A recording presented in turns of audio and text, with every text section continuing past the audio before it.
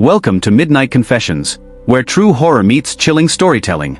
From real break-in encounters to haunting mysteries and terrifying survival tales, every story is designed to keep you on edge. If you love creepy, spine-tingling and realistic horror stories that make you double-check your locks at night, this channel is for you. Subscribe now and join us for unsettling truths, mysterious encounters, and nightmares you won't forget. Let's start the story. My partner arrives home consistently around the same time daily, maybe an hour's variation either way.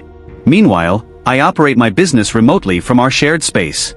During the final weeks of January this year, we experienced a significant disagreement over something completely trivial. Looking back now, I honestly can't recall the specific trigger for our argument. However, it escalated into one of those serious conflicts where communication completely stopped.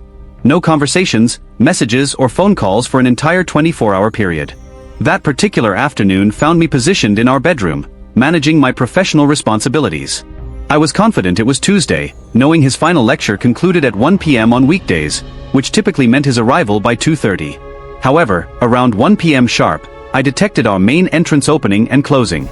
My immediate reaction was surprise. He seemed to have returned 60 minutes ahead of schedule. This wasn't unprecedented behavior, as he occasionally chose to miss his concluding class, so my concern remained minimal. Actually, I found myself mentally rehearsing the inevitable, uncomfortable post-argument greeting we'd need to navigate. I remained positioned in bed, continuing my work responsibilities while anticipating his entrance to swap clothing. Our bedroom remained sealed, and I maintained my typical work setup with noise-blocking earbuds partially inserted. Despite this audio barrier, I could distinctly hear his characteristic heavy movement patterns throughout our living space, exactly as expected. Had we not been experiencing relationship tension, and hadn't I been so focused on our interpersonal awkwardness, I might have recognized the unusual aspects of what I was hearing. The footstep rhythm seemed unusually deliberate, and the duration spent moving through our main living area exceeded normal patterns. Unfortunately, I remained consumed by the emotional complexity of our disagreement and failed to process these warning signals properly. I simply maintained my position, anticipating, waiting, expecting his eventual appearance in our shared bedroom space. Eventually, our bedroom entrance began moving inward, just several inches initially. I rotated my head toward the opening and mentally prepared to offer him an awkward acknowledgement, the type of forced smile you give after 24 hours of relationship silence. But the entrance refused to open beyond those initial few inches. Looking carefully, I observed a feminine hand displaying bright red manicured nails gripping our door handle. The unknown individual slowly reversed the door movement exactly as they had initiated it, never actually entering our private space. I immediately launched from the bed, removed my audio equipment, and stood completely motionless for several moments while my mind raced through possibilities. My primary realization: this definitely wasn't my romantic partner. Secondary considerations included whether this could be his mother, his sibling, or perhaps our property manager conducting some legitimate business. I convinced myself this had to be a family member, so I opened our bedroom entrance and proceeded toward the main living area. The space appeared completely empty, but an overwhelming scent of feminine fragrance saturated the air. Reality suddenly struck me: his family members don't possess apartment keys and have never visited unannounced. Our property manager has never entered without explicit permission and advance notice. This was an unknown stranger in our private home. I rushed back into the bedroom and secured the door, now experiencing intense physical trembling. Our bedroom featured balcony access, so despite the harsh January precipitation, I positioned myself outside and contacted my partner immediately. He answered promptly, and I inquired about potential unannounced family visits.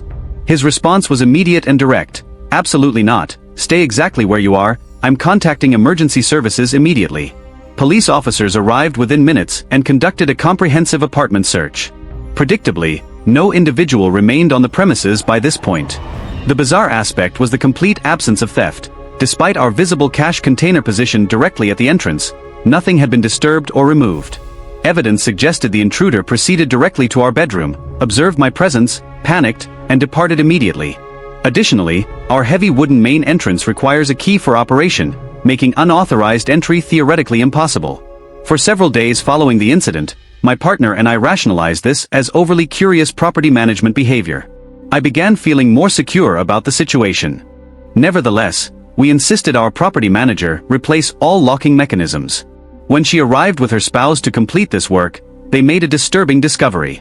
A rectangular section near the keyhole showed clear scratching damage from some type of tool. The property manager confirmed someone had definitely used specialized equipment to force entry into our apartment. 1 or 2 days later, my partner approached me with concerning news, prefacing his statement with, "I need to share something important, but please try to remain calm." He revealed that our orange-handled kitchen scissors had disappeared completely. Obviously, I experienced significant distress. I systematically searched every inch of our living space looking for those missing scissors. 6 months have passed, and those scissors remain missing to this day. This story still gives me chills every time I think about it. Someone breaks into what appears to be a perfectly normal apartment, but here's the twist: they don't steal anything valuable. There's cash sitting right by the front door untouched. Instead, this intruder grabs scissors from the kitchen, heads straight to the bedroom, sees someone sleeping, and immediately bolts. The scariest part?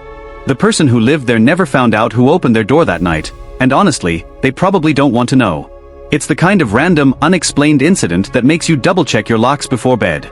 Social media influencers face dangers most people never consider, and this story from Miami perfectly illustrates why. My friend had been building her Instagram presence. Not massive, but big enough to score free products and sponsored opportunities. She was still working her regular 9-to-5 job, treating social media as a side hustle for the perks rather than a full-time career. When a boutique Miami hotel reached out through her DMs offering an all-expenses-paid Memorial Day weekend trip in 2018, it seemed like her big break. The deal was simple: stay at their hotel, post some photos, share a few stories, and bring a female friend along, everything covered. As a first-timer in the influencer space, she wasn't sure about the standard procedures. The contract they sent required her to purchase her own flight ticket up front, with reimbursement promised later. They explained this prevented no-shows, influencers booking free flights and disappearing. It sounded reasonable enough. Since she was nervous about traveling alone, she invited me instead of another girl. We figured worst-case scenario: if they refused to pay for my ticket, she'd just cover it herself. The plan was straightforward: hotel pickup from the airport. When we landed in Miami, everything seemed legitimate. A man held a sign with her surname and displayed the hotel's logo. We were escorted toward a black SUV, but that's when things took a disturbing turn. The driver immediately became agitated upon seeing us. He had a thick accent, wore dark sunglasses, and kept repeating that the arrangement was for two girls, not one girl and one guy. He demanded to know where the second female was. We stood there completely confused and speechless. The passenger, who had walked us to the vehicle, looked frustrated and began arguing with the driver in what sounded like Portuguese. He then turned to us, asking the same question about the missing girl.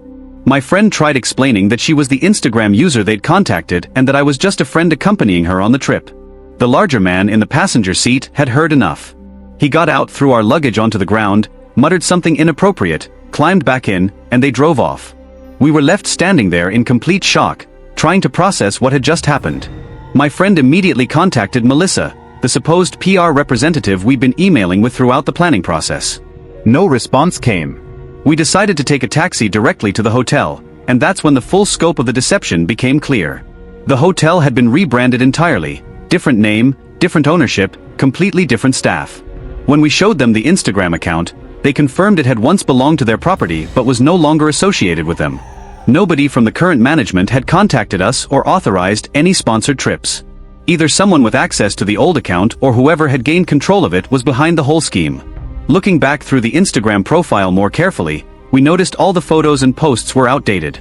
The account had around 10,000 followers, making it appear legitimate at first glance, but deeper inspection revealed the deception.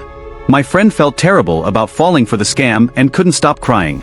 We filed a police report and met with a detective, but the investigation went nowhere. They tried tracking down previous account managers and anyone who might have had access, but no leads developed. The case went cold. What makes this experience truly terrifying is knowing that whoever orchestrated this elaborate scheme knows my friend's identity and had detailed plans involving multiple young women. The Instagram account was eventually deleted, and we never heard from anyone involved again. But the thought that haunts me most is this: if my friend had brought another girl instead of me, she very likely would have been kidnapped that day. That realization still sends chills down my spine. Sometimes the scariest stories come from people closest to us. This particular account comes from my brother's girlfriend, who doesn't use Reddit but wanted her experience shared after learning about online safety communities. She's currently attending college in one of America's most dangerous cities, which already puts her on high alert for potential threats. These real-life horror stories serve as important reminders about digital safety, social media awareness, and trusting your instincts when something feels wrong. Whether it's mysterious break-ins, elaborate kidnapping schemes, or other unexplained incidents, staying vigilant and informed can make all the difference between a close call and a tragedy. Let's start the story. My college choice was driven purely by their exceptional nursing program, certainly not the campus location. My living situation involved sharing a townhouse off-campus with 4 other students, supposedly more affordable and comfortable than traditional dormitories. Well, you know what they say about assumptions. All 5 of us were second-year college students, as you might expect. Our typical routine included weekend outings, socializing, and returning home with fuzzy memories of the evening's events. Our lease began that August for a 3-story property featuring a basement level that remained secured with a padlock by the property owners. Completely reasonable decision on their part. That basement would have been perfect for hosting gatherings without worrying about immediate post-party cleanup. The property offered everything we needed, excellent proximity to campus and my workplace. Since I work as a certified nursing assistant with irregular shift schedules, this detail becomes crucial later. The rent was reasonable and the house maintained good structural condition. Living with 4 housemates was completely new territory for me, having only shared space with one roommate previously. It didn't take long before we all realized something was happening. I began noticing my food supplies were either partially consumed or entirely missing. While frustrating, managing a 5-person household makes tracking down the culprit incredibly challenging, so I initially dismissed these incidents. Gradually, as young women tend to do, we started making subtle observations about someone consuming our groceries. You know how passive-aggressive college students can be. Everyone just avoided confrontation because nobody wanted to create household drama. My NICU shifts typically end around 11 p.m., getting me home by approximately 11:30 p.m., usually on weeknight schedules. I started discovering dishes left unwashed or empty packaging scattered around, which seemed unusual since none of my housemates had exhibited such habits previously. I rationalized this thinking someone probably enjoyed some wine before bed and simply forgot about cleaning up. Eventually, my housemates began voicing similar concerns. We started directly questioning each other because the missing food situation was becoming genuinely irritating, all our groceries disappearing and messes being left behind. I suspected one of them was responsible, but honestly, who admits to eating someone else's snacks in college? Food is practically currency among students. We collectively blamed the housemate who frequently smokes and seems to consume enormous quantities of food. She adamantly denied involvement. This pattern continued for approximately 2 months, becoming increasingly obvious that someone was systematically taking everyone's food supplies, definitely pointing toward the heavy-eating housemate. I'd witnessed her consume her entire snack collection in single evenings, so I assumed it was her. One particular work night, I was prepared to leave at my usual time, but an emergency situation occurred, keeping me until 12:30 a.m. I took public transportation home, always carrying pepper spray, a taser, and a pocket knife for safety. When I finally arrived home, exhaustion hit me hard. I desperately wanted to sleep immediately. Approaching the front entrance, you immediately see the staircase, plus you can view into the side kitchen area. Walking inside, I spotted someone in the kitchen space. Being completely drained, I avoided saying hello, knowing it might lead to an extended 30-minute conversation about absolutely nothing, so I headed straight upstairs. Reaching the second floor, I observed all my housemates' bedroom doors were closed, which typically indicates they're settled in for the evening or already sleeping. Something felt off, a realization that made everything click into place. They're all asleep, right? I sent a message to our house group chat asking if anyone was currently in the kitchen. I felt ridiculous even asking the question. 2 housemates responded no, and mentioned the other 2 had been sleeping for hours. The reality hit me. None of my housemates were downstairs at that moment. I pulled up 911 on my phone but hesitated before dialing. I quietly crept into my housemate's room across the hallway. Fortunately, or perhaps unfortunately, she hadn't locked her door. I whispered to her, explaining that I believed someone was inside our house. Her expression transformed into something absolutely terrifying. Her eyes went completely wide and she looked on the verge of tears. Unlike me, she hadn't sensed anything suspicious beforehand, but for context, we lived in an extremely dangerous neighborhood where an armed break-in had occurred just 2 houses away only weeks prior. She silently gestured for me to make the emergency call, while we both remained completely quiet. The house was eerily silent. We couldn't detect any sounds whatsoever. Exhaustion from my demanding work shift made me question whether I was imagining things, and I began second-guessing my decision to call, worried I'd embarrass myself when officers arrived to find nothing but an overtired nursing student hallucinating. After explaining our situation to the emergency dispatcher, they assured us units would arrive immediately, and in our high-crime urban area, that promise actually means something. Law enforcement responded quickly. I really didn't want to venture downstairs, but the operator confirmed their arrival, so I reluctantly descended while feeling certain the dispatcher could hear my racing heartbeat through the phone. The responding officers conducted a thorough search, and I kept thinking how foolish I must appear. When they inquired about additional levels, we mentioned the basement but explained it was secured with a padlock, making access impossible. They decided to inspect that area anyway for thoroughness, and honestly, their instincts proved correct. A homeless man had been secretly residing in our supposedly secured basement. The padlock had been completely torn from its hinges and simply positioned against the wall to appear intact. We'd never noticed because we rarely used the backyard area. This intruder had stolen one of my housemate's blankets from our hallway linen closet, somehow acquired a mattress, and brought his personal belongings. He was responsible for consuming and relocating all our food supplies. His routine involved emerging during nighttime hours to raid our kitchen. Over time, he'd grown increasingly bold and careless. Whether drugs impaired his judgment or he simply stopped caring about covering his tracks, I'm unsure. My housemates and I maintained predictable weekday schedules, probably convincing him that post-midnight activities were safe. What terrifies me most is that none of us locked our individual bedroom doors at night, meaning he could have accessed any of us at any moment without our knowledge.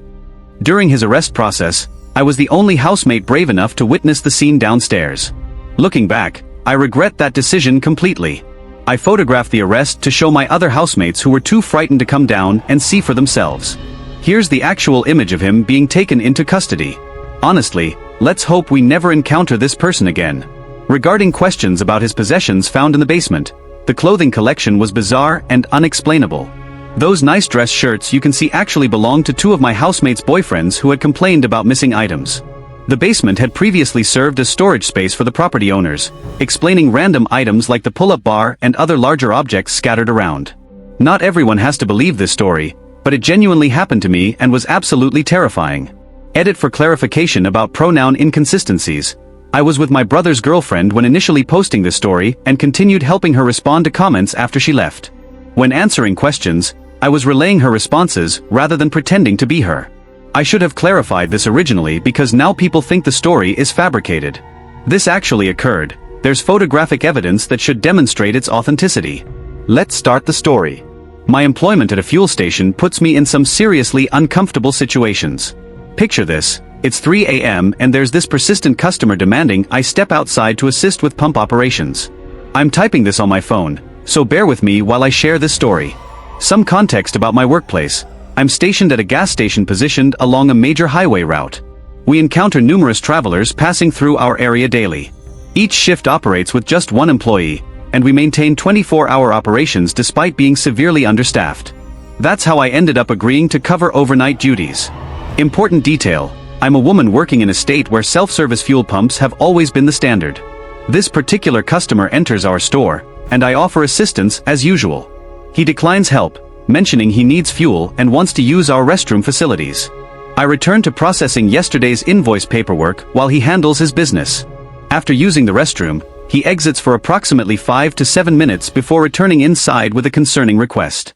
He approaches me claiming confusion about pump operations, specifically stating you might need to come outside to assist me. This phrase immediately raises red flags because typical customers simply complain about malfunctioning equipment rather than requesting outdoor assistance. My instincts start alerting me about this individual, though I initially dismiss these feelings since he appears harmless, kind of nerdy looking and non-threatening physically. I check our register system for any pump error messages, but find absolutely nothing. The system doesn't even register attempted usage. Normally, even failed payment attempts generate some kind of notification like payment processing or loyalty timeout, but literally zero activity shows from his supposed pump attempts before requesting my help. I suggest indoor payment as an alternative, which he accepts readily. He retrieves his wallet from his vehicle and purchases $10 worth of fuel. After providing his receipt, he again requests outdoor assistance, claiming he doesn't understand the machine operations. I explain our overnight safety protocols, mentioning that leaving the store during solo shifts violates company policy and creates security risks. I probably shouldn't have revealed I was working alone, but he seemed genuinely harmless at that moment. He persists, saying, "I don't understand what it's asking me. I need help. I'm not scary." I reiterate our policy restrictions, emphasizing it's not about him being threatening. I'd give identical responses to elderly customers requesting help at this hour. Our overnight rules are strict. We can't even take trash outside during these shifts. He starts walking toward the exit but stops at the door for one final assistance request. My patience is completely exhausted at this point. I've declined twice already, and he continues pushing boundaries. Finally, in an extremely irritated tone, I provide step-by-step instructions. Pick up the nozzle, select your fuel grade, insert into your tank, and squeeze the handle. I'm not going outside. He finally returns to his vehicle, and our register confirms he had zero difficulty completing the fuel transaction. Additionally, his license plates appeared to be from our state, which normally wouldn't raise suspicions, but combined with his behavior pattern, preferring outdoor assistance over indoor payment at 3 a.m., not attempting pump usage before claiming problems, and ignoring my repeated refusals, created a genuinely disturbing situation. The phrase "no means no" exists for important reasons. So to you, potential gas station predator, let's never cross paths again. SSI originally shared this story in Missing 411 forums, and while planning upcoming camping adventures, felt compelled to post here too. This is mostly copied content with updates about family members involved. This might read like scattered thoughts, but after discovering this community, I finally found somewhere to share what my family experienced several years ago, something that still gives me chills today. I've spent my entire life solo camping, backpacking, and hunting throughout Oregon, feeling completely comfortable in wilderness settings with deep respect for nature's power. Several years back, my wife, daughter, and our 2 German shepherds went camping north of Mount Jefferson, Oregon. I'm including our campsite coordinates because we discovered the perfect setup for our family and dogs, who require privacy since they intimidate other pet owners and become vocal when startled. This wasn't an established campground, just a beautiful horseshoe-shaped clearing off a Forest Service road with level ground, dense tree coverage, and an existing fire pit. Our first evening, my daughter wanted independent sleeping arrangements in a small tent positioned maybe 2 feet from my wife's and my tent. We arranged for our male German Shepherd Gus to sleep with her for protection. Throughout that entire first night, neither my wife nor I could achieve restful sleep. We both detected heavy footsteps, not typical forest animal movements or small creatures scurrying around. These sounded deliberate and substantial. I came well armed due to recent paranoia after reading about a California camper who was fatally shot in his tent beside his 2 infant daughters. Both my wife and I carried 2 pistols plus my rifle for protection. Our dogs excel at threat detection, which gave me confidence allowing my daughter solo tent sleeping. Gus is absolutely fearless and would fight to the death protecting her from any danger. Ultimately, nothing occurred beyond unsettling vibes and loud footstep sounds, which I rationalized as deer or possibly elk movements. The second morning, we took a road walk approximately 300 feet from camp when something caught my attention. You can see the circled area in this photograph. I spotted an abandoned roadway where a rusted gate post stood without its gate, covered in overgrown vegetation. A blue-colored object grabbed my attention, and Gus immediately bolted down this forgotten road. My heart rate spiked because I thought he was charging toward another camping family, potentially getting himself shot or terrifying innocent people. I chased after him as quickly as possible with everyone following. He stopped after running about 20 feet while I shouted his name, but I'd covered enough distance to realize nobody was there, and something felt seriously wrong about this location. I called out, "Hello? Anyone there? Sorry about my dog." But received absolutely no response. My natural curiosity drove me to investigate the strange campsite conditions, and as I approached, an unsettling feeling washed over me. The area contained everything you'd expect at a wilderness campsite: a cooler, portable gas stove, camping tent, warm blankets, and a collapsible table. However, every single piece of equipment lay completely destroyed, shattered and shredded with what looked unmistakably like massive claw marks. Our group wandered the area in bewilderment, questioning why someone would abandon all their expensive outdoor gear, including a high-end REI tent worth hundreds of dollars. My initial thought was simple: someone departed hastily, and wild animals destroyed what remained. This seemed like the most reasonable explanation. Yet something felt off about the scene. The propane canister and cooler had been crushed flat by tremendous force, and given the dense tree canopy overhead, winter snow accumulation couldn't explain the damage. Later that afternoon, while my daughter and I played catch at our campsite, my wife walked approximately 70 feet north for some privacy. Though I couldn't maintain visual contact with her, I suddenly noticed Guts, our dog, sprint directly toward her location with unusual urgency. Typically, he stays close to me unless specifically called, which he hadn't done. His intense speed and laser focus immediately caught my attention. I knew something unusual was happening. I rushed toward them as my wife began jogging back in my direction. Instinctively, I reached for my sidearm. Meanwhile, Guts continued running deep into the forest for another 100 feet before responding to my calls. Most remarkably, Leah, our other dog who never passes up opportunities to lead our pack, completely abandoned her usual behavior. After 7 years of ownership, this marked the first time she absolutely refused to leave my daughter's side. Leah's fur stood completely on end, and she remained glued to us like never before. Normally during hikes or outdoor activities, she charges ahead, managing everything in her path while occasionally checking our location before continuing forward. This dramatic behavioral change was deeply concerning. When I asked my wife what happened, she explained, "I was trying to find privacy when suddenly every hair on my body stood up. I felt certain someone was watching me intently, then I saw Guts racing toward me. I just knew I needed to move back toward you immediately." We spent 10 minutes searching for evidence: broken branches, footprints, disturbed vegetation, anything indicating what might have been present or which direction it went. We found absolutely nothing. Since darkness was approaching and packing would take too long, we decided to spend one final night, but everyone would sleep together in our large tent. Before bedtime, I constructed a perimeter rope with a makeshift early warning system around our entire campsite. Using an empty mint container filled with coins and truck keys, secured with zip ties, I created a simple but effective alarm. Anything disturbing the rope would produce audible jingling sounds. While unsophisticated, this setup helped ease my wife's anxiety. While securing my final corner to a tree near our tent, our third mysterious discovery revealed itself. Someone had previously installed an identical rope system, so weathered and brown I initially missed it completely. The old rope had broken with only fragments remaining, but clear evidence showed it was tied at the same approximate height, 8 to 10 inches above ground level, and even featured several rusted metal washers. I immediately realized someone had camped here before, installing the exact same makeshift warning system on the identical tree, possibly 10 to 15 years earlier based on the rope's deteriorated condition. Perhaps my paranoia had reached new heights, but I prioritized making my family feel secure.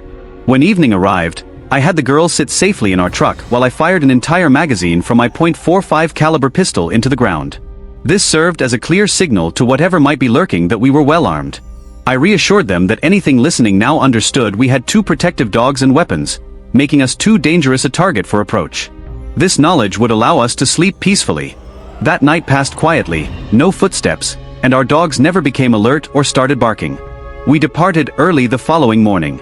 Fast forwarding to today, I watched the Amazon Prime Missing 411 documentary about unexplained disappearances in national forests. I noticed a significant cluster of cases located extremely close to our weekend camping location. A wave of dread overwhelmed me as I remembered that mysterious abandoned campsite with its destroyed tent, crushed cooler, and damaged cooking equipment. We've continued camping since then, thoroughly enjoying the Pacific Northwest's natural beauty. However, something dangerous was present at that specific location. Something that possibly harmed or took someone else less than 300 feet from where our family slept. We all count our blessings that Guts performed his protective duties so effectively that afternoon. Alright everyone, that concludes today's terrifying wilderness encounter story. Thank you for watching this chilling camping experience. Please hit that like button and subscribe for more mysterious outdoor adventures. Let me know in the comments what type of scary stories you'd like to see next. Until our next spine-tingling tale, stay safe out there.